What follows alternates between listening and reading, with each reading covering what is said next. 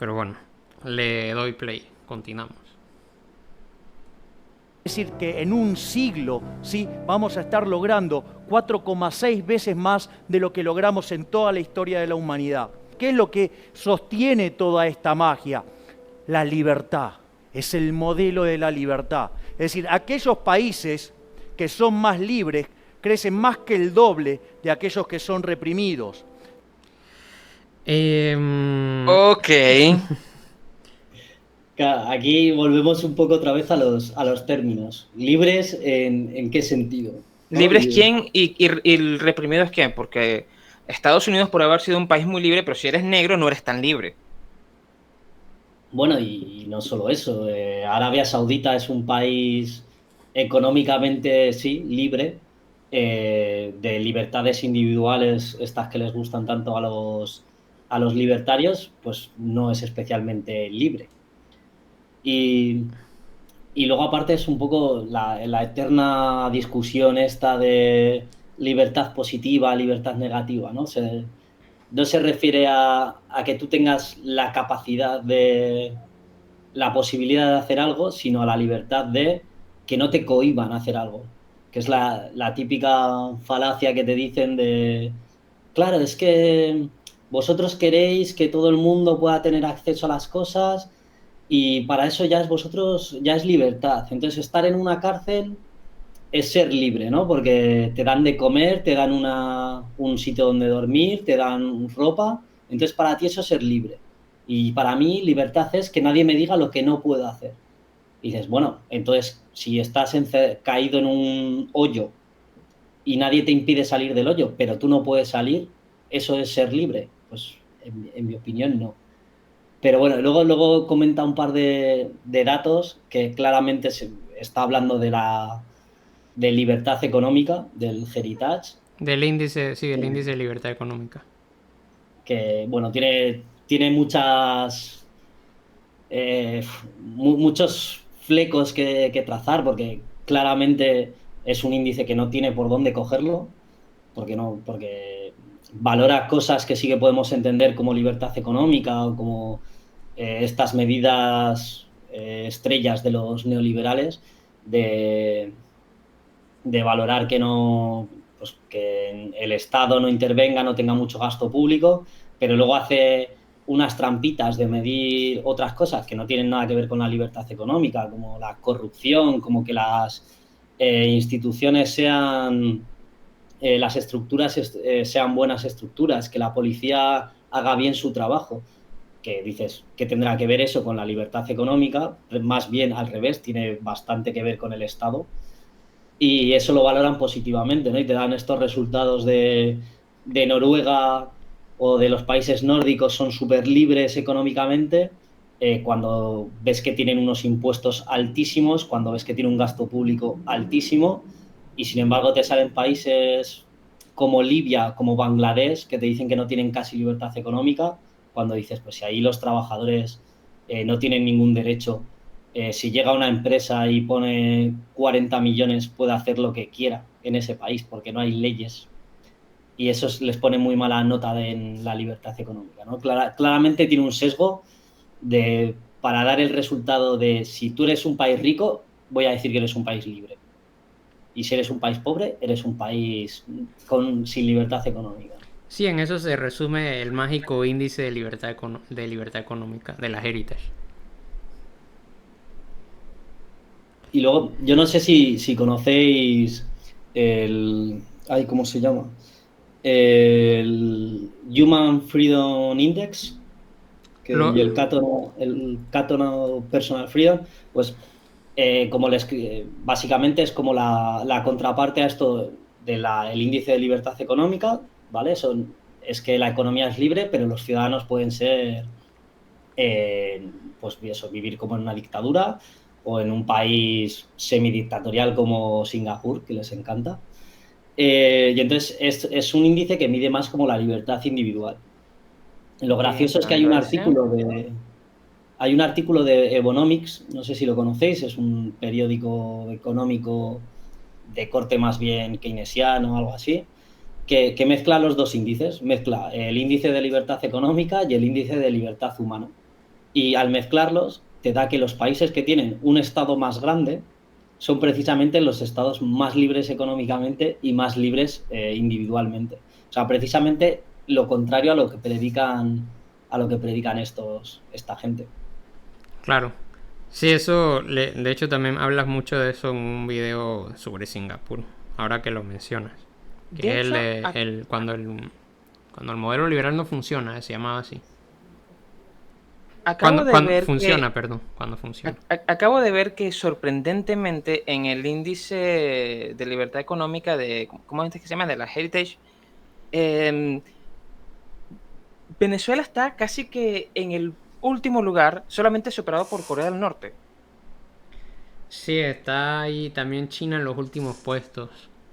China está entre los últimos puestos, eso me parece extrañísimo. Ha subido China, ha subido a mostly unfree, ¿no? Prácticamente no es libre. Pero sí, Sí, obviamente, si es que pero los países. a mí me extraña que coloquen a Venezuela aquí entre los últimos lugares y básicamente tú entras aquí, si tienes dinero, monte lo que usted le dé la gana. De- de- Porque es un índice que es ideológico, no son no, medidas reales. Si, por ejemplo, sale que tiene más libertad de contratación Alemania que países como rollo Botsuana o Bangladesh, que dices, sabemos que los derechos de los trabajadores en Alemania, vamos, son radicalmente diferentes y más estrictos que los derechos que tiene un trabajador en Bangladesh. ujú. Y te lo puntúan peor.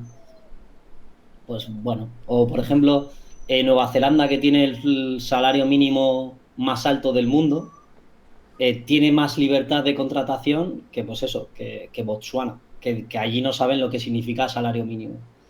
Es simplemente un índice ideológico. No les gusta Corea del Norte, no les gusta Venezuela, pues les voy a poner los últimos.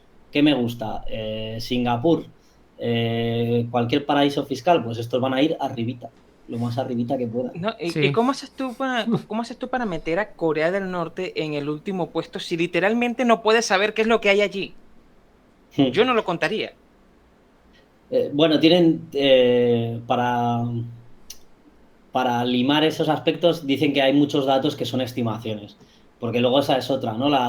La típica que te dicen de que los datos de Cuba que no se pueden fiar porque te los da el régimen y no sé qué, y dices, joder, ¿y entonces quién te ha dado los datos pues eso, del PIB, de la contratación, de los derechos de los trabajadores? Te los dará el Estado. Dice, no, estos son estimaciones de profesionales y de Oh, mira, expertos. en la clasificación de 2021 Israel sale en el puesto número 26. Eso significa que Israel es muy libre desde el punto de vista de comercio, a menos que seas palestino. Exacto. Sí, a Israel lo puntuaban bien. Bueno, porque sí, están hablando claramente de eso, de libertad económica, no de libertades individuales, no de libertades personales. Claro, pero lo que tú dices es cierto, que en efecto es un instrumento ideológico. Digo, la Heritage Foundation no es precisamente una fundación en pos de la igualdad, de la libertad y de la No, mejora de la condición de los trabajadores, sino que lo que quieren es reducir el Estado. Pero bueno, tienen que inventarse esos índices mágicos de libertad para crear esta ficción irreal de que los países más ricos que tienen más intervención estatal son por aparentemente los más libres. claro, lo bueno en eso es que hay que darles un punto a favor y es que no se esconden. Tú te metes en la Heritage, te buscas el sobre nosotros y te dicen que son una organización que busca reducir el poder del Estado, defender los valores tradicionales de Estados Unidos y defender el ejército de Estados Unidos. O sea, lo ponen literalmente así en su web. O sea, no llevan engaño a nadie. Claro. Bueno, continuamos. ¿Sí? ¿Y cuál es la consecuencia? Que aquellos que son más libres tienen un PBI per cápita casi 8 veces más grande que el PBI per cápita de los países reprimidos. No solo eso, sino que además el decil más bajo de la distribución, es decir, los que peor están, ¿sí? Ganan 11 veces más de lo que ganan los países reprimidos. Y es Pero bueno, es igual lo que comentábamos, otra vez lo mismo, que en los puestos más bajos de los países están países explotados cuyos recursos precisamente alimentan la economía de estos países más ricos, como es el caso de Francia con respecto a África. Y aparte de que la presión fiscal de un país como África con respecto al de Argentina es muchísimo mayor. Bueno, y por no decir que es un poco una conclusión de perogrullo, ¿no? Si te estamos diciendo que el índice de libertad económica lo que tiende a hacer es a poner a los países ricos arriba, a los países pobres abajo, sin mucho sentido, sin mucho orden real, claro, obviamente va a vivir mejor una persona pobre en un país rico, en un país nórdico, probablemente viva mejor que en un país pobre africano. Pues bueno, sí, claro, obvio. Si tus resultados están trucados, son una trampa al solitario para que te salgan los países ricos en el top 10, pues por supuesto que van a vivir mejor, sí, obvio. Claro. Y vuelvo a usar la medida del PIB per cápita, que bueno, si en mi país hay 10 multimillonarios, pero el resto son personas de clase media, baja para abajo, bueno, estrictamente hablando, la gran mayoría de la población es rica. No funciona así. Seguimos. Es más, si ustedes se fijan, los del decil más bajo, es decir, los más pobres en los países libres, ¿sí? Tienen el doble de ingreso que el ciudadano promedio, ¿sí? Del país reprimido. Es decir, es mejor ser el último orejón del tarro en un país libre, ¿sí? Que ser un jerarca en un país reprimido. Vos en el capitalismo solamente podés ser exitoso sirviendo a tu prójimo. Perdón, un apunte a esto, que en realidad lo que está metiendo aquí un poco es el trickle down, la teoría del goteo, lo de que si a los ricos les va bien en tu país, eso va a gotear económicamente hacia abajo y eso hace que llegue a todas las capas de la sociedad. Entonces, por eso no hay que poner impuestos a los ricos, etcétera. Al final es lo que está diciendo un poco, de si el país es libre y le va bien, entonces hasta el más pobre le va bien. Y es una teoría que se ha visto se ha estudiado en los últimos 50 años y se ha visto que es mentira. O sea, que desde la época de Reagan y Thatcher se llevan bajando impuestos a las rentas altas y eso no ha mejorado ni el empleo, ni ha mejorado los salarios, ni ha mejorado la tasa de crecimiento. O sea, esto directamente es acientífico, por así decirlo. Perdón, ya. No, sí, exacto. La disminución de la presión fiscal sobre las grandes fortunas no ha incurrido en una mejora de la calidad de vida del resto de la población. De hecho, lo que ha tendido a ocurrir es precisamente lo contrario, que han aumentado las rentas de esas grandes fortunas, al punto de que ya la concentración del capital está en como unas pocas manos de todo el mundo, mientras que el resto de la población pues tienen toda junta el otro 50% de la concentración del capital. Y bueno, la participación de ese 50% también es desproporcionada, porque los países, como mencionabas, en Europa, en lugares como Estados Unidos, de ese 50% restante tienen probablemente el grueso, la mayoría, y el resto del sur global, los países más pobres en África, en América Latina, en el Asia, ¿cómo se llama? Asia, lo que son estas regiones así de Filipinas, Tailandia, que también ¿Sudeste asiático? Sudeste asiático, la India también tienen una participación en ese porcentaje. Bueno, la India ya no tanto. La India es un caso diferente, habría que decirlo mejor. Pero tienen una tasa de participación el resto de ese capital mucho menor. Pero es un poco como eso. O sea, no ha servido para reducir la pobreza, sino que más bien ha servido más para aumentar la riqueza de la gente que ya de por sí tenía mucho poder. Sí, obviamente es la política está del 1%, etcétera, pero ya no solo eso, que aumente la desigualdad, ¿no? Que es una cosa que te dicen los liberales de, bueno, es que no importa que haya mucha desigualdad si la economía va bien, si todos crecemos. Es que se ha demostrado que ni ha mejorado el crecimiento del país, ni ha mejorado que haya más empleo, ¿no? O sea, solo ha servido para hacer más ricos a los más ricos. Y otra cosa que no entiendo es la imagen, el contraste de la imagen del avión con lo que está diciendo de ¿cómo es que era? Del benefactor social con El ese éxito. ¿Será? Con bienes de mejor calidad a un mejor precio. Y eso es lo que te hace digamos, que seas rico, multimillonario, definilo como quieras. Y si vos vas a aplicar... Claro, no entiendo la relación. Lo de los edificios y las ciudades y el contraste luego, digamos, con algunas imágenes de lo que la interpretación que nosotros tenemos de la Edad Media, se entendía, pero esto de un avión volando por las montañas, no entiendo la relación de la imagen, contraste de imagen con lo que está diciendo del benefactor social. Bueno, y esto, sí, o sea, si queréis comentamos también esto de que el rico el empresario es un benefactor social y que produce bienes de mejor calidad, que claramente es mentira, no es necesario producir con mejor calidad para triunfar en el capitalismo.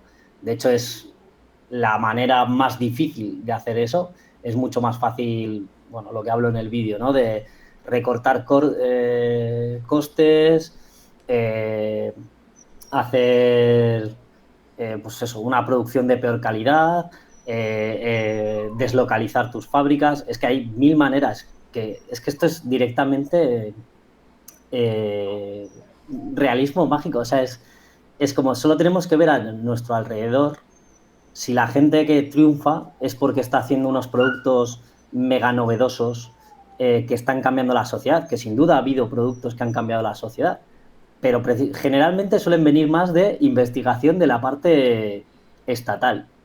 La parte privada lo único que hace es capitalizar el éxito y privatizarlo. Pero es que si pensamos en casos de éxito como Zara o como Shein, a nadie se le ocurre pensar que esa ropa es de mayor calidad que una ropa hecha a mano por un costurero, ¿no? No, simplemente lo que han conseguido es abaratar tanto el coste que sí, habrán democratizado la moda o como lo quieras llamar, pero realmente han triunfado a base de hacer un producto de peor calidad, más barato. Uh-huh. Y aparte, ya por no poner los mismos ejemplos que pongo en el vídeo de las hipotecas subprime y de cómo era un producto que claramente se sabía que iba a explotar en algún momento, pero la gente seguía dando hipotecas subprime. ¿Por qué? Porque son súper rentables y es de lo que trata el capitalismo. Tú no inviertes en una empresa para ayudar a tus conciudadanos, inviertes en una empresa para ganar dinero. Que se les llena a esta gente la boca con lo de que son liberales, pero parece que no han leído a Smith, ¿no? Que decía lo de que el interés del empresario suele ser contrario al interés general y generalmente opuesto. Entonces, un poquito no sé, de madurar lo que decimos, ¿no? Bueno, aunque Smith no gusta tanto, a ellos les gusta más ya tipo Mises, Rothbard, Hoppe, gente así. Sí, son una suerte de liberalismo extraño, porque tú un pensamiento liberal, por ejemplo, un John Locke, un Adam Smith, un David Ricardo, desde el punto de vista económico, son personas con las que tú puedes, no sé, sientes un contacto más directo con la realidad. En cambio, con los temas de Rothbard sí sientes ese toque ideológico que está allí, porque el nivel de abstracción es mucho mayor. Ujú. Y bueno, sí, sí, sin duda. De hecho, cuando discutes con un libertario te pone unos ejemplos del tipo de, no, porque si yo vendo una manzana y el de al lado vende manzanas que me gustan más, entonces eso va a triunfar. Y es como, no funciona así. El mercado tiene unas lógicas y la competencia tiene unas lógicas y no funciona así. Y tú, si eres una empresa farmacéutica, eh, desarrollar un fármaco es muy costoso y la investigación es muy costosa. Entonces, ¿qué vas a hacer? Desarrollar un fármaco que puede curar, y esto es un ejemplo real, que puede curar el Zika, que es una enfermedad que se da en países pobres, o puedes intentar desarrollar un fármaco que ayuda a adelgazar, que va a tener un mercado mucho más amplio, aunque esté súper saturado, pero va a ser un mercado mucho más amplio, va a ser más caro. O el caso este del Martin Shkreli o algo así, el tío, el CEO que subió un 5000% el precio del medicamento del VIH. Si tú sabes que es un medicamento que la gente va a tomar, porque si no se muere, pues puedes subirlo todo lo que quieras. Y eso es claramente beneficioso para la empresa, súper negativo para la sociedad. Es lo mismo que han hecho Eh, con el medicamento de la tuberculosis también, que le han aumentado el precio. Claro, o la crisis de los opiáceos de Estados Unidos, ¿no? O el Goldman Sachs, creo que era, preguntándose si los medicamentos debían o no curar, si era un buen negocio que curasen los medicamentos. Porque si tú eres una empresa, claro, te interesa vender medicamentos, no te interesa curar al paciente. Y no quiero hacer apología aquí de magufadas y pseudociencias, pero eso es verdad. Esa es la lógica capitalista. No es un benefactor social. La lógica capitalista es ganar dinero. Sí, Ya está. reducir costos y ganar dinero, aumentar las ganancias. Claro, claro. Y es que además eso, es más fácil reducir costes, es más fácil bajarle el sueldo a tus trabajadores que inventar una máquina que potencie la productividad o invertir en una máquina que potencie la productividad de tus trabajadores. Y todo esto analizándolo como que tu mercado es el mercado nacional. Si tu mercado es, yo qué sé, eres un agricultor mexicano de aguacates, a ti te interesa que te compren los aguacates en Estados Unidos. ¿Qué más te da que en México no puedan comer aguacates si los estás vendiendo al triple en un mercado extranjero? Pues si tu sociedad está hecha una mierda, mejor, porque tendrás trabajadores con unas condiciones peores. O sea, te viene hasta mejor que la sociedad vaya mal. No sé, yo en este sentido, yo no sé si conocéis un libro que se llama 23 cosas que no te cuentan del capitalismo, creo que es coreano, Ha-Yun Chan o algo así. Byung-Chul Han. ¿Tiene serie? No sabía, ya lo voy a buscar. Pues No, está no. muy bien. Es muy finito, se lee muy bien, es para todos los públicos y explica estas ideas que tenemos como eh, que nos parecen populares, por así decirlo, que nos parecen reales, y explica luego cómo es la realidad. Y es esto. Yo el de, Ha Jung-Shang. Ok. yo el de Marvin Harris me lo apunto, pero bueno, para futuro porque ahora estoy en una lectura intensa de temas de estética y de Nietzsche. Uy, ¿dónde te fuiste a meter? Más Sí, duro, más duro. sí. Entonces por eso ahora estoy como metido mucho en eso. Pero bueno, le seguimos al play. Aplicar impuestos progresivos, es decir, vos vas a estar castigando a los individuos que más hacen por el bienestar de la sociedad. En los países que son libres, la pobreza es 25 veces menor, ¿sí? Y no solo eso, sino que además, sí, la gente vive más. Pero claro, ¿por qué viven más? Y esto no está comparando Cuba con Estados Unidos, ¿no? O cómo va la cosa. Y la verdad es que no sé porque igual también como lanza así datos al azar. Lo que pasa es que este video es una mezcla de extractos de este TED Talk que él dio ya hace 4 años, dice. Y de otros, creo que hay otros extractos de otro video más. pero principalmente de eso, que es donde habla de la superioridad estética al final habla de la superioridad estética del capitalismo y compara una ciudad como Nueva York creo que con La Habana, con Cuba o algo así, no me acuerdo. Pero sí, no, igual no tiene mucho sentido, como que los datos que arroja, tienes como que detenerte, contextualizarlos. Es lo mismo que me pasó con un video de él, de donde hablaba que él había destruido a Marx y no sé qué tal, que habla del polilogismo, pero el polilogismo es un concepto que acuña Mises y que le atribuye Mises a Marx, de una supuesta lógica interna a cada clase social, pero es que Marx no habló de tal cosa. Eh, entonces es como que escarbar.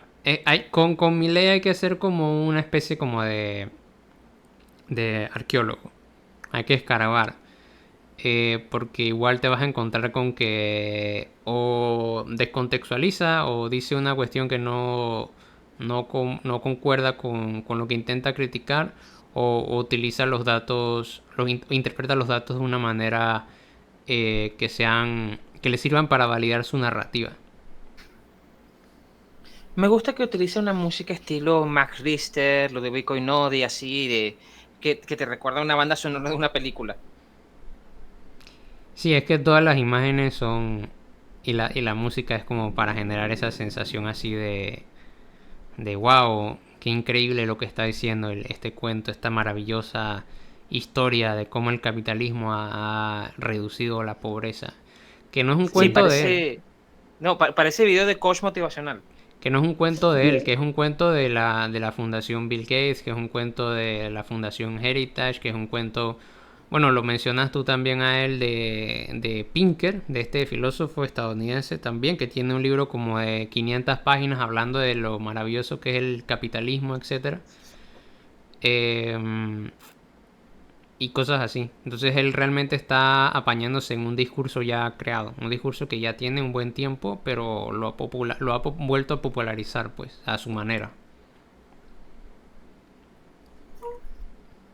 Sí, iba a comentar algo, Pacheco. No, iba a comentar, pero es que tengo a los perros aquí ladrando y no. Sí, eso. Quieren participar. Sí, Sí, disculpad, que están súper movidos. Nada, continúa, que no sé lo que iba a decir, no me acuerdo. Vale, le seguimos dando al play.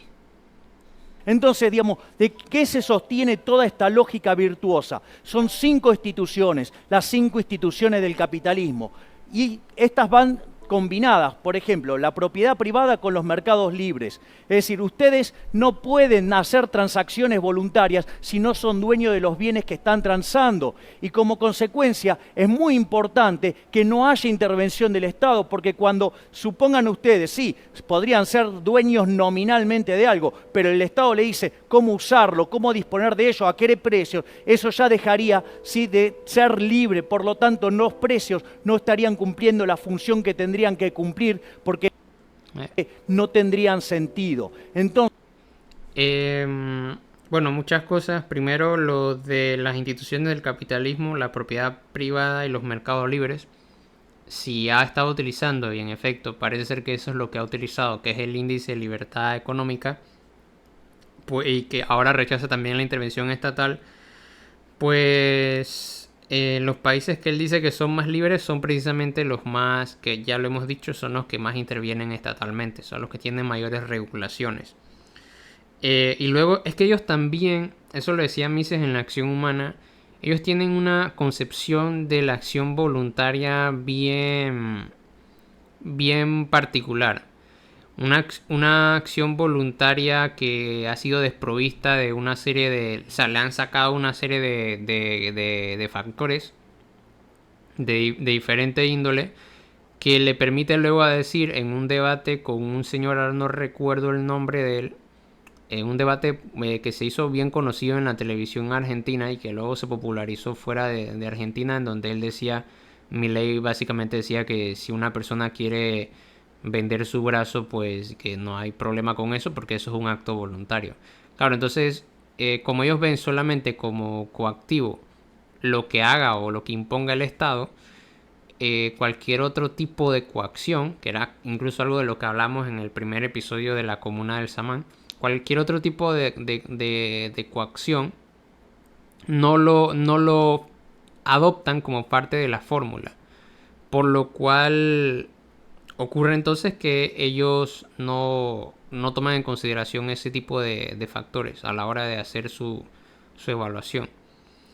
Y también lo que habíamos mencionado al inicio de que la propiedad privada como institución requiere del Estado, porque sin el Estado, ¿quién delimita, qué fuerza coactiva delimita o impide a las personas en la economía informal del siglo XIX, que le impide a, digamos, poder ingresar a un bosque y tomar los frutos o los recursos de ese bosque que necesitaban, que era lo que pasó en Inglaterra durante el siglo XIX? Que eso lo comentaba, de hecho, si mal no me acuerdo, Marx en el Capital, que Sí, llega. sí.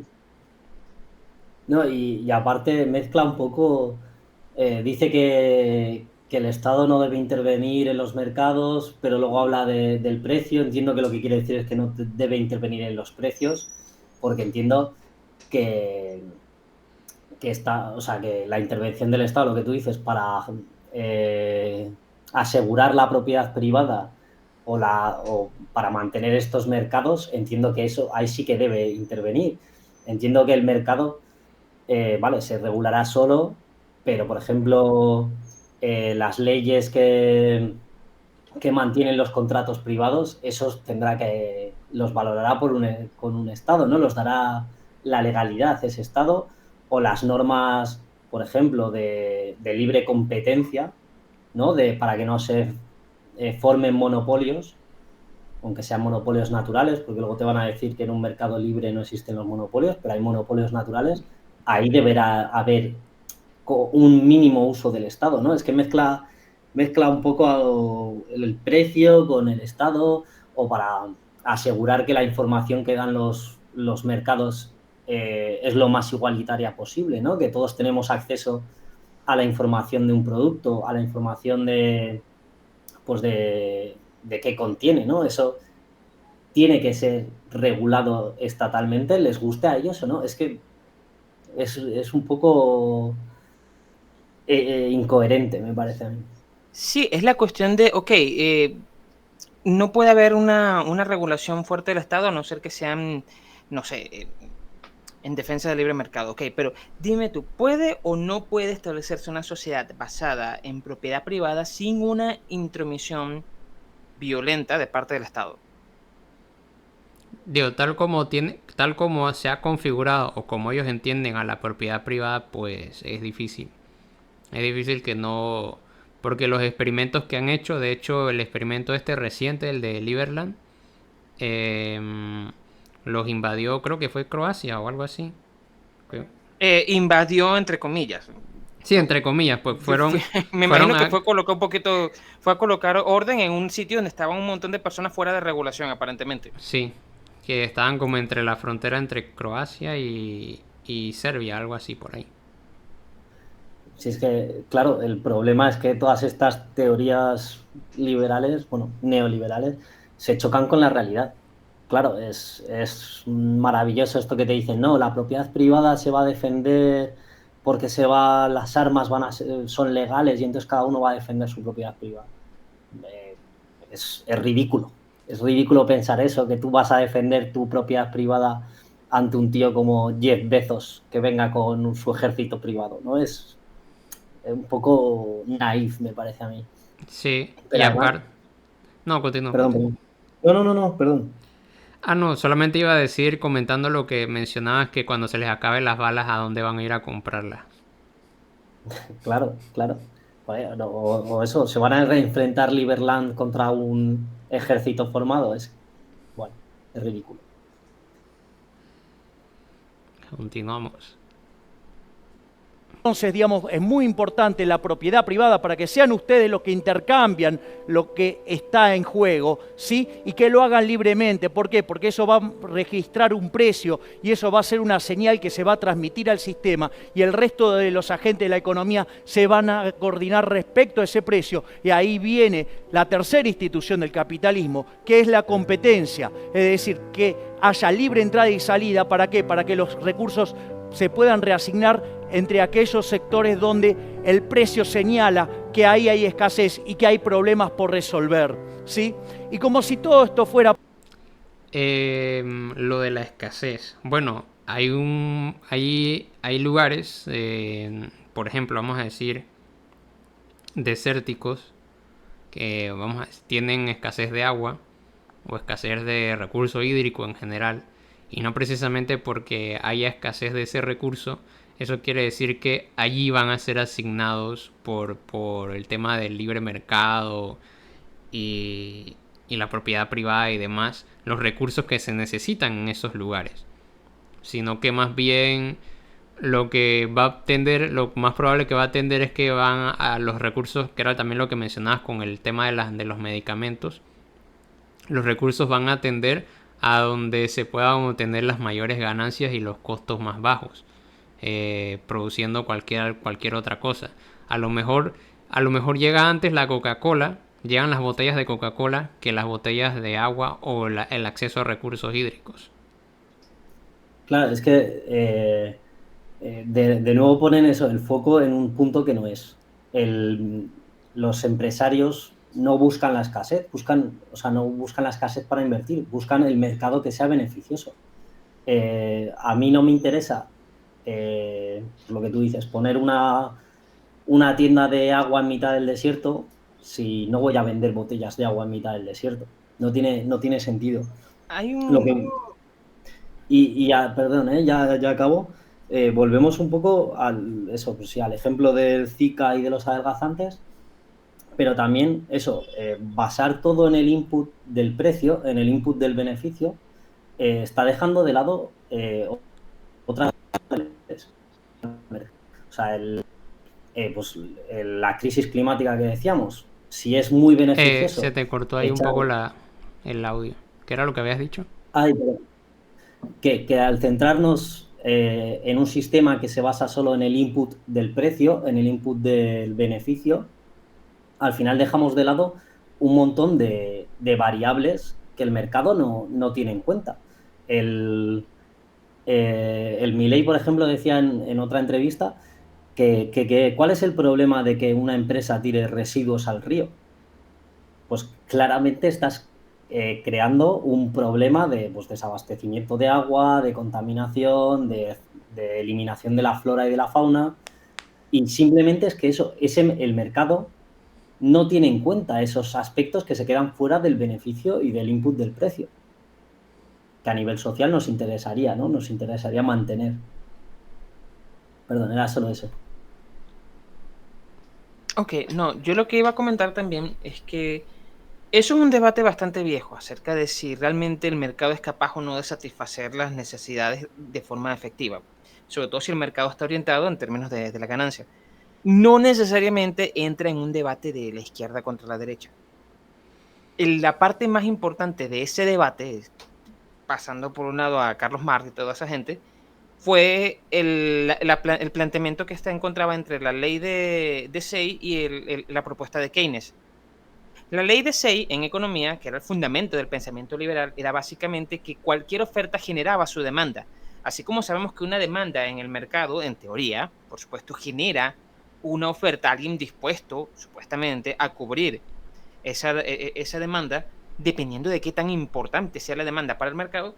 De la misma manera, estaba la ley que te decía que si yo me aparezco con una oferta en el mercado mismo va a ser capaz de generar una demanda. Todo esto era porque el mercado trataba siempre de encontrar el equilibrio. O sea, el mercado, según ellos, es un mecanismo de nivelación de los actores que participan en él. Esta ley de Say decía, por lo tanto, justificaba, por lo tanto, que yo pudiera sentarme a producir o a fomentar la creación de empresas o todo lo que fuera, que era la política habitual, suponte, en Estados Unidos cuando empezó todo este rollo, que era la entrega de crédito y el sistema crediticio norteamericano, porque en teoría, al yo hacerlo si fuera con dinero falso, iba a terminar generando una demanda real y el mercado iba, por lo tanto, a nivelarse e igualarse en algún momento determinado. Que si precio de despeje, no importa. Eso aplicaba todo en la teoría marginal del valor, no con la teoría del valor trabajo. El problema que encontró Keynes fue que, basándose en los datos reales, terminó diciendo, mira, no importa lo que yo haga, el mercado no necesariamente va a regular y encontrar un equilibrio en las cosas. Keynes demostró, que era su trabajo, que el capitalismo y el mercado en general, un sistema de libre mercado, era perfectamente capaz de mantenerse en estado de desequilibrio por un tiempo prolongado sin que la libre fluctuación de los actores tendiera necesariamente el equilibrio. Y Keynes dijo, bueno, no, ni modo, tenemos que buscar las maneras de intervenir en esto. Claro. Y ahí viene todo el proceso del New Deal, la intervención estatal, que, bueno, colapsa creo que para la década de los 70, ¿no? Como por ahí, por la década de los 70, y comienzan ahora a irrumpir nuevamente particularmente ya en la década de los 80, la visión que le llaman neoliberal. Sí, la versión neoliberal y también la versión, más que la neoliberal no tiene tanto peso realmente. A nivel de las instituciones, tiene más peso la visión neoclásica. A nosotros nos han vendido el cuento de que las escuelas económicas nos han vendido el cuento por decirlo de alguna manera. Hay ciertamente un gran peso de las escuelas neoliberales en las academias, pero que triunfen en las academias no significa que triunfen para los bancos centrales. Los bancos centrales y las grandes organizaciones internacionales o de comercio no seguían por teoría, seguían por resultados. Entonces, lo más habitual es que las políticas de los agentes financieros sean heterodoxas, que tomen elementos de una teoría, elementos de otra y tomen elementos de experiencias de otros bancos. O sea, a nosotros nos han hecho creer que básicamente las teorías en economía van como una moda. Sí, las teorías van como una moda, pero el Banco Central no seguía por modas. Un Banco Central seguía por ver qué le funciona mejor. Que bueno, en todo caso, lo que no se ha aplicado es las ideas del anarcocapitalismo ni de la escuela austriaca, sino que son cosas así como que suenan mucho, hacen mucho ruido. Exacto. Pero no se aplica. A lo mucho lo más cercano ha sido Keynes y la escuela de Chicago de Friedman. Es correcto, pero nadie va a tomarte muy en serio las políticas de una teoría. Una teoría es una teoría. Es un conjunto de suposiciones, de hipótesis y un sistema que te permite a ti organizar o predecir un resultado. Pero en economía una teoría económica no funciona igual que una teoría científica. Por muy bueno que te sea el modelo, los datos es muy difícil de trabajarlo. Hay una rama completa que se llama econometría, que básicamente le importa un bledo qué teoría económica estés usando. Y yo, por comentar, por centrarlo otra vez un poco en Milei candidato y Milei post debate de este que salió reforzado, ya está diciendo que, bueno, que las medidas estas que estaba diciendo de tirar el Banco Central y todo y dolarizar, que bueno, que igual ya son políticas a 25 años, a 40 años, porque es muy diferente la realidad del discurso político, que es un poco lo que venías a decir, ¿no? Sí, en efecto. No es algo que pueda hacer de la noche a la mañana. Porque si lo hace, va a tener efectos desastrosos sobre la economía argentina. Y eso creo que lo comentamos en el primer episodio, que decíamos que, ok, vamos a suponer que de verdad quieres abolir el Banco Central y dolarizar. ¿En cuánto tiempo crees tú que lo vas a lograr? No te alcanza un periodo presidencial para eso. No. Sí, de hecho la dolarización aquí en Panamá duró, creo que ese proceso fue como una década o más de una década para que ocurriera. Tomando en cuenta que Estados Unidos ya estaba desde el siglo XIX en Panamá. Sí, que tenías todo a tu favor para lograrlo. Seguimos. A poco aparecen dos instituciones más. ¿Sí? Una es la que tiene que ver con la división del trabajo. Lejos de esa falacia del hombre de paja que se le acusa al capitalismo que nos quiere de todos iguales, no. Es decir, gracias a Dios somos todos distintos, somos todos desiguales y eso permite que cada uno nos especialicemos en aquello que somos relativamente mejores, algo como que se conoce como la ley de asociación de Ricardo. ¿Sí? Eso permite, ¿sí?, que cada uno de nosotros nos especialicemos, ¿sí?, y nos veamos obligados a lo que es la quinta institución del capitalismo, que es la cooperación. Allí sobre el tema de la división del trabajo, yo no sé de dónde esta gente saca que, bueno, al menos la tradición marxista quiere que todos seamos iguales. Digo, eso es algo que en el programa de Gotha Marx de hecho critica de las corrientes más socialdemócratas. Pero ya, la impresión que yo tengo es que no, que al menos esa tradición marxista no tenía, y de hecho los experimentos de orientación marxista-leninista precisamente no hacían eso de igualar a todo el mundo, sino que, bueno, lo único que era igual para todo era que todo el mundo tenía que trabajar.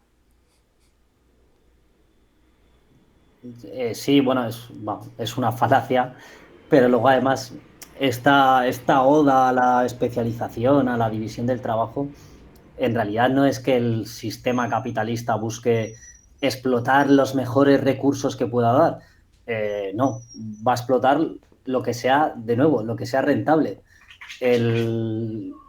Estábamos hablando antes de empezar la grabación de que se están potenciando estudios que son enfocados a satisfacer la industria. Tú puedes ser un filósofo maravilloso, que eso el mercado no te lo va a recompensar. No te va a decir, tú siéntate un ratito a pensar y ganas ideas maravillosas. No, te va a decir, tú sé un informático maravilloso, tú sé un ingeniero maravilloso. Pero si eres un pintor, pues igual hay uno que puede ser un pintor maravilloso, pero el mercado no va a recompensar eso en general. ¿Vale? Estamos hablando de tal. Y lo que sí que busca con la división del trabajo no es mejorar eso, las especialidades de cada uno, sino que lo que busca es estandarizar los procesos. O sea, que tú seas muy bueno, que estés especializado en un proceso muy concreto que no tenga nada que ver con el proceso que hace el compañero de al lado o, bueno, o el grupo de al lado. Entonces, eso lo que busca es que tú puedas trabajar lo mismo tocando un botón en una fábrica que haciendo en una fábrica que hace zapatos, tú estás simplemente tocando un botón de una máquina en comparación con el zapatero que hacía el proceso entero y que tenía una identificación con el zapato que fabricaba. O sea, esto al final lo que está haciendo sí es aumentar la producción, sin lugar a dudas, pero también hace lo que fomenta el capitalismo y esta división del trabajo es la mecanización y a fin de cuentas, la alienación del trabajador. El que tú estés separado del producto que creas, porque tú solo participas en una fase muy específica, en un proceso muy concreto y no en el desarrollo final del producto. Esto sí es marxismo puro, y aquí he pegado una chapa buenísima. ¿Le sigo dando play entonces? Sí, perdón. Operación social. Ustedes no pueden ser exitosos en el capitalismo sin servir al prójimo con bienes de calidad a un mejor precio. Es decir, ustedes podrían odiar al otro. Sin embargo, como su progreso económico y su bienestar material ¿sí?, depende sustancialmente de que su producto sea elegido por el otro, lo tienen que tratar bien aunque lo odie. Es decir, como decía... Ya lo que hemos dicho igual, que en realidad no es que tú eres un benefactor social. A ver, eso también tiene que evaluarse en términos de, al menos digamos, las grandes corporaciones, los monopolios y demás, no tienen mucho interés en brindarte el mejor producto. Si acaso eso lo hacen pequeñas empresas, muy pequeñas, por ejemplo, me viene a la cabeza lo que es la compañía que inventó este programa de animación que es Blender, que es de acceso gratuito y demás. Pero son como, creo que son menos de 50. Y en efecto,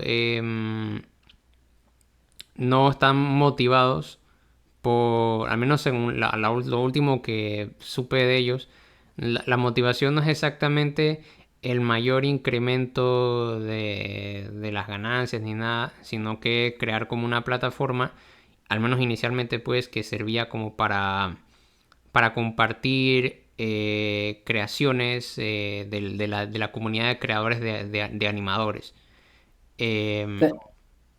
Claro, pero estamos hablando de una empresa concreta. Obviamente, cuando hablamos de sistemas, generalizamos, ¿no? No, es lo típico que te dicen, pues mi jefe es maravilloso y me trata genial y me ha pagado más de lo que he trabajado. Pues seguro que hay ejemplos de esos muy concretos, muy específicos, pero se salen de la lógica del sistema capitalista. Porque bueno, yo personalmente, o los socialistas en general, no piensan que el capitalista sea malo per se, sea un villano de cómic, sino que las lógicas internas del proceso capitalista son las que le llevan a tomar decisiones nefastas. Si tú eres cortoplacistas, por así decirlo, más que nefastas. Si tú eres un banco en el 2008 que no está vendiendo hipotecas subprime, pues es que todos los bancos de tu alrededor están teniendo unos beneficios extraordinarios que tú no tienes. Están dando un producto que se está vendiendo genial, aunque es malo a largo plazo para la empresa, pero que está dando unos beneficios de la leche. ¿Qué van a hacer tus inversores? Pues se van a ir a ese otro banco, a esa competencia. Vas a perder mercado. O sea, es rollo, aunque tú no quieras hacerlo, las propias tendencias del mercado te obligan a hacerlo. Si una fábrica ha deslocalizado sus fábricas y se ha ido a China, pues va a vender un producto mucho más barato que tu producto. Entonces, tarde o temprano, o bueno, te centras en vender mano de obra de calidad, pero bueno, en general la tendencia es que tú tengas que deslocalizar tu fábrica, aunque no quieras. Sí, claro. Sí, al final la lógica te obliga del propio capitalismo, el propio modelo te obliga o te fuerza a incurrir en prácticas no muy éticas. Es curioso porque según ellos es precisamente la lógica de la competencia la que te lleva a obtener mejores condiciones, mejores productos, mejores cosas, porque supuestamente, ¿no? Si tu competencia tiene un producto mejor, tú vas a tratar de igualarlo.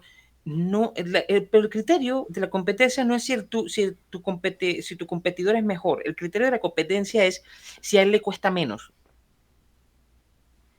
Claro, Sí, había un meme muy bueno que era cómo se imaginan que es la competencia, y es lo que acabas de decir, de, pues he sacado un producto de gran calidad, pues, yo voy a intentar sacar uno mejor, y cómo funciona realmente la competencia, que es, estoy aguando la leche, estoy añadiendo agua para venderlo más barato, y dice otro, pues yo, además de aguarla, voy a vender en vez de 1 litro, 70 centilitros al mismo precio. Porque es realmente el comprador, el consumidor que valora los productos, que se informa de lo que compra. Eso no existe, eso no funciona así el ser humano, no compramos así. Es verdad que ciertos productos, pues igual nos informamos más, igual hacemos más búsquedas, más comparativas, pero si tú estás comprando una barra de pan, pues a no ser que seas un sibarita del pan, generalmente vas a comprar la más barata. Si estás comprando ropa, pues generalmente vas a comprar la más barata. Sí, y Entonces, una cosa que lo hemos comentado mucho en episodios anteriores con término medio es, ¿no te da la sensación a ti de que estas personas nunca han trabajado en una empresa privada, una empresa de verdad? no me cabe duda, O no me sea, cabe duda yo he que, trabajado en empresas y el objetivo principal es siempre recortar gastos, evitar que algo te cueste más de lo estrictamente necesario. Mira, puede ser de muy buena calidad, pero si aquel es más barato y hace lo mismito, así a ti te cuesten un poco más de hacer las cosas, bueno, vamos a hacerlo así. claro, vamos, sin lugar a dudas, y cuando te dicen esto de la negociación individual con el empresario, Me ha tocado. claro, el que te dicen que como que estás en igualdad de condiciones, o sea, es decir, tú no has trabajado en tu vida. Vamos. Nunca has ido a una entrevista laboral, nunca has tenido la pregunta, una de las preguntas más difíciles de manejar, porque básicamente de eso depende si te contratan o no, o si sigues o no, de, ok, ¿y cuánto crees tú que vale tu trabajo? Uf, complicado, sí, sí. Es difícil siempre en cualquier entrevista responder a eso. Ellos nunca han ido a una entrevista laboral, nunca han trabajado en una empresa, no sé. Bueno, el único caso que conocemos así que está confirmado parece ser que es el de Libertad y lo que surge. Que alguien le Que tomó una captura a su hoja de A su vida en currículum. LinkedIn. ya ha trabajado, no, ¿no? No ha hecho como cosas de meses, como que estuvo un mes allí, 2 meses allá, una cosa así, según lo que me acuerdo que vi. Y que lo que se dedica más años, que tiene años, es de ser youtuber. Que eso tiene un nombre, ¿cómo se le llama cuando trabajas por cuenta propia allá en España? Autónomo, ¿no? Autónomo, Sí, sí. eso es. Eso es. Que básicamente es eso, pues. Pero bueno, continuamos. Continuamos. Bastiat, donde entra el comercio, no entran las balas. Y ustedes solamente Estados Unidos. Perdón, Es que más bien es lo contrario, ¿no? Donde entran las balas es para abrir un mercado nuevo, es para nuevo comercio. Sí, Estados perdón, Unidos. no sé, ¿Cartel de Estados, Sinaloa no te suena de algo? Bueno, Imperio Británico, Francia, abren mercados con las balas. Y bueno, claro, a lo interno también, lo de Sinaloa y todas estas cosas. y las guerras del opio, la apertura de Japón al mundo, bueno, el colonialismo no dejaba de ser una imposición mercantil a base de balas.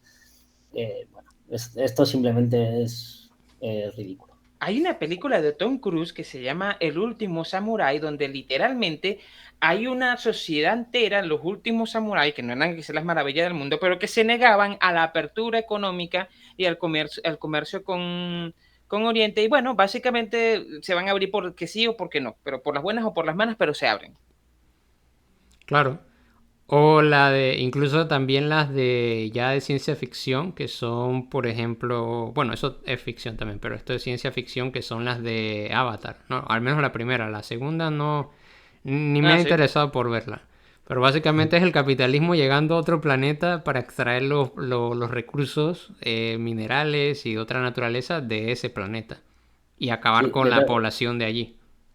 de todas formas, lo que hablaba el compañero Gabriel, en realidad eso es más creo que es la restauración Meiji, ¿no? De cuando el emperador sustituye al shogunato y entonces Sí, sí, se sí es eso. O rebelan. sea, en contexto es más complejo, por supuesto, pero hay una Sí, escena muy interesante en donde está el emperador conversando con Katsumoto en la película, ¿no? ujú, Y se ve que el emperador quiere efectivamente conservar a Katsumoto, conservar su cultura, conservar sus cosas, pero tiene alrededor un séquito entero de consejeros y donde tú te das cuenta que el emperador era un títere y quien realmente mandaban eran esta serie de grandes empresarios y miembros de la nobleza japonesa.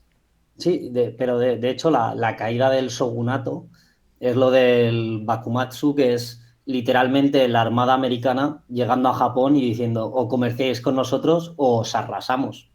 O Sí. sea, es literal. Bueno, Sí, seguimos. pueden triunfar satisfaciendo las preferencias del prójimo. Ustedes generan algo que sirve al mercado, que sirve a la gente, que le arregla la vida a la gente y además son productivos, se van a llenar de plata. Pero está bien que así sea porque van a ser benefactores sociales. Entonces eso permite ver de qué va la distribución del ingreso. En el fondo, la distribución del ingreso tiene que ver con cómo ustedes lograron servir al prójimo, es decir, cuán eficientes fueron arreglándole el problema a la sociedad. Y cuanto No. Pero bueno, es que creo que ya está por terminar. más productivos sean en ello, mejor les va a ir. ¿Qué hay acerca de la justicia del capitalismo? Entonces, ¿saben qué? Que todos los intercambios son voluntarios. El exitoso en el capitalismo no es ni más ni menos que un benefactor social. No. Por cierto que está mostrando ejemplos de unas manos que son para personas que se les ha amputado algún brazo o una pierna, una cuestión. Eso podría ya estar produciéndose en masa y o innovándose y ampliando la tecnología de eso, de ese tipo de sistemas, pero de momento no veo que haya mucho interés en hacer eso porque es precisamente producto de lo que ya hemos dicho de la lógica del capital.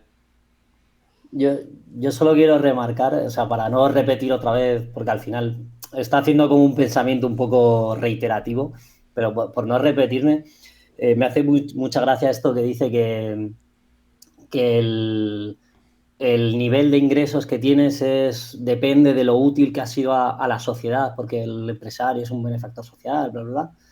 Y, y esto, yo iba a hablar un poco de que quién gana más, si una enfermera en plena pandemia, que obviamente ha sido muy útil en plena pandemia del COVID, o un criptobro que invierte en criptomonedas.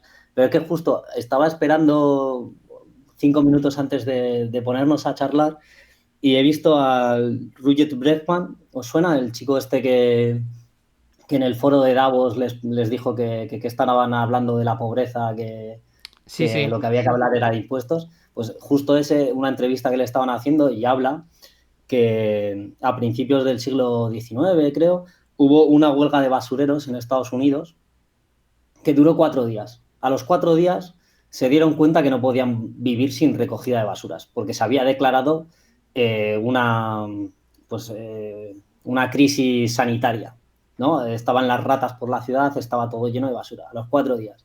Más o menos por la misma época hubo una huelga de banqueros. Estuvieron 3 meses de huelga y no pasó nada. No pasó absolutamente nada. ¿Y qué creemos que gana más? ¿Un banquero o un basurero? Obviamente un banquero. No, tú no ganas más por lo útil que eres a la sociedad. No gana más una enfermera que un inversor de Wall Street. Eso no le entra en la cabeza a nadie. Y no es más valioso el trabajo de un inversor que el trabajo de una enfermera. Solo quería señalar eso por no repetirme otra vez. Hay para complementar lo que estás comentando, hay un trabajo, vamos a ponernos místicos, por decirlo de alguna manera, vamos a citar a la horrenda, a la madre de todo el marxismo cultural, la famosa, el origen del mal, la famosa escuela de Frankfurt. Hay un trabajo de Marcuse que habla, que creo que es el hombre unidimensional, que comenta acerca del gran problema que implica la sociedad capitalista industrial, ¿no? Que básicamente la define como una sociedad de producción industrial para el mercado, ¿no? Y el problema que trae consigo que tiene dentro, y bueno, esta tesis de toda la escuela de Frankfurt en realidad, una irracionalidad en su aparente racionalidad. Todo lo que describe mi ley aquí es en teoría racional. Es decir, el bien común, si yo persiguiendo mi bien, que es el fundamento del pensamiento liberal, persiguiendo mi beneficio, puedo redundar en el beneficio de la sociedad. Es decir, mientras más yo me beneficio a mí, más beneficio a la sociedad, ¿no? Y se teje toda esta lógica en torno a ese elemento y de cómo de alguna manera las reglas de competencia del mercado terminan, por supuesto, en su búsqueda de equilibrio beneficiando a la sociedad. Pero hay un problema, y tú lo mencionaste muy bien. Si yo me voy a los datos concretos, a lo que realmente pasa, si prescindo de este elemento ideológico, me encuentro con detalles como ese, que una huelga de basureros básicamente puso en crisis a la sociedad y que una huelga de banqueros pasa por debajo de la mesa y nadie se entera. Eh, el gran problema está de la sociedad de capitalista de producción para el mercado, en que el ser humano es una mercancía más y por lo tanto su trabajo tiene un precio dentro de ese mercado. Es el mercado el que asignó un precio menor al trabajo de la enfermera del empleado de la basura que al banquero. Esa decisión que se da dentro de la racionalidad del mercado es completamente irracional y el resultado final de la huelga lo demuestra. El gran problema que se presenta y en lo que se basan quizás también toda la ideología de personas como Milley o, el, o los libertarios en general es en que tienen una apariencia racional, pero en el fondo no lo son. Contienen dentro elementos irracionales. Yo no puedo, que quizás el gran objetivo, por supuesto, del socialismo, de abolir la plusvalía, es básicamente abolir el mercado de trabajo. No puedo seguir, al menos de forma exitosa, continuarlo como hasta ahora, seguir teniendo una lógica de mercado para el trabajo, por lo tanto, para el ser humano, para la fuerza de trabajo, sin que no me pasen cosas como esta. Ya. No, sí, correcto. De acuerdo con eso. O sea, con lo que han dicho los dos. En efecto, es una situación, digamos, completamente irracional. Cuando tenemos ya los ejemplos claros, las pruebas claras, la evidencia de que los trabajos útiles son los que en realidad pueden poner en crisis a nuestra sociedad, te das cuenta de lo que ya he mencionado, la irracionalidad del propio capitalismo. Y no solamente pasa con los recogedores de basura, con las enfermeras, sino que con todos los ejemplos de trabajos que pueden ser útiles para la sociedad. Pero es que también la forma en la que se evalúa qué es útil y qué no es útil también es un criterio que yo no sé si lo impone el propio mercado, me imagino. Pero, por ejemplo, en el arte no puedes hablar de que algo sea útil, de que el arte en sí sea útil o no. O sea, de hecho, la característica del arte es que precisamente no tiene una utilidad, pero tiene, o al menos esto es lo que se ha articulado, tiene algún beneficio y tiene algún impacto para la sociedad. Es como una especie como de distensión, como de entretenimiento, pero también como una forma de mirarte a ti o mirar algo que ocurría en una sociedad previa, porque el artista puede ser concebido de repente como un emisario del espíritu de una época, no de la cultura de una época. Entonces ahí ni siquiera opera la cuestión de la utilidad, pero tampoco podríamos decir que sería una sociedad mejor sin los productos artísticos o los productos de arte. No sé si se entiende eso. Sí, sí, más o menos entiendo. Realmente el mercado del arte, por decirlo así, se rige por unas reglas diferentes y no sé, siempre he pensado que es un error considerar desde el punto de vista mercantil la producción artística.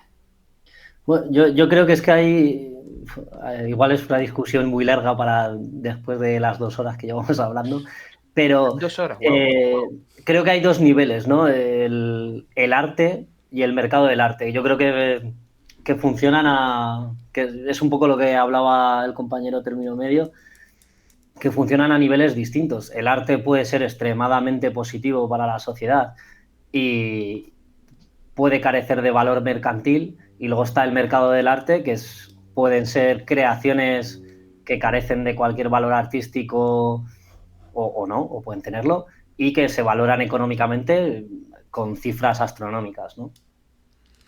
Sí, bueno, esa es un poco la crítica que hacía unos autores, Yves Michaud y Robert Morgan, no me acuerdo ahora el nombre, el apellido es Morgan, pero ahora no me acuerdo el nombre, que es básicamente que el arte cambia, particularmente ya en el periodo capitalista, siglo XX, el capitalismo del siglo XX, precisamente por esta vinculación con la publicidad, con el marketing y con la introducción al mercado y su sometimiento, digamos, al imperio del dólar, quedando como atrapado en ese círculo y convirtiéndose en una mercancía, pero en términos ya de la mercancía capitalista, porque el arte como mercancía es algo bastante más antiguo, pero la relación con el arte, digamos, dentro del Renacimiento, o la mercancía del arte dentro del Renacimiento, por poner un ejemplo, es notablemente distinta de la mercancía, el arte mercancía dentro de una sociedad ya capitalista. Pero bueno, Michaud y esta gente decían pues que eso ha cambiado la forma en la que conseguimos el arte, que el arte como ese producto creativo de, de lo que decía antes, como de reflejar como la cultura, el espíritu de una época, que también se ha despolitizado el arte, cosa que de repente la gente conservadora dice que no ha pasado, particularmente con las películas de Disney. Pero lo que pasa es que Michaud lo que decía era que los compromisos son débiles, porque una cosa es que tú pongas a una persona de otra etnia en una película de Disney, pero otra cosa es, digamos, el compromiso político de utilizar eso de una manera para hablar y hacer una crítica de la sociedad a través de esa imagen, y no solamente decir, miren qué inclusivos estamos siendo por colocar a una persona, qué sé yo, negra, a una persona del colectivo LGTB en las películas, cuando en realidad eso sí da visibilidad a esas personas, pero no has hecho un cambio sustancial en términos de mejoramiento de la calidad de vida de esas personas dentro de la sociedad. Pero bueno, eso es un poco las circunstancias del arte con respecto a su subscripción dentro de la lógica capitalista. Y bueno, que también se utilizan para evadir impuestos y cosas así.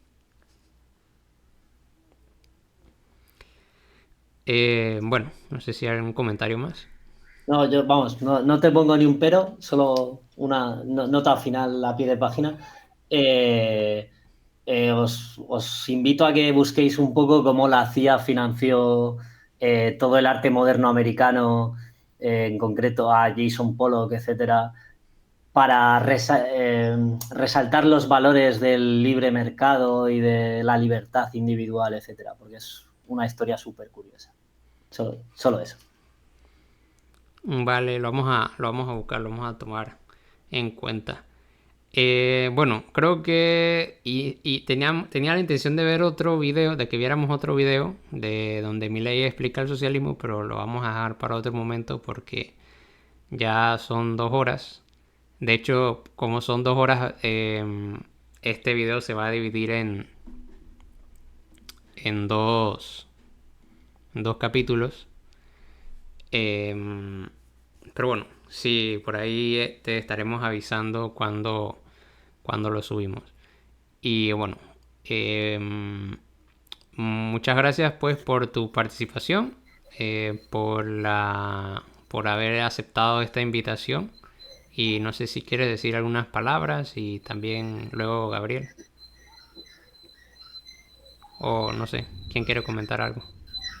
Sí, no, yo nada, agradeceros a vosotros que me hayáis invitado, espero no haberos aburrido demasiado, haber acaparado demasiado el micrófono y nada, yo encantado de colaborar con cualquier compañero, yo espero que no se hayan oído mucho a los perros y nada, que eso, muchas gracias y encantado. No, yo estoy feliz de que se oyeran los perros, me gusta escucharlos. Sí, sí. Nada, pues querían participar, lo siento chicos, querían participar. Bueno, si no hay más nada que comentar, entonces damos cierre a estos episodios de la Comuna del Samán y nos estamos viendo hasta la próxima. Chao. Bye bye, hasta luego. Hasta luego.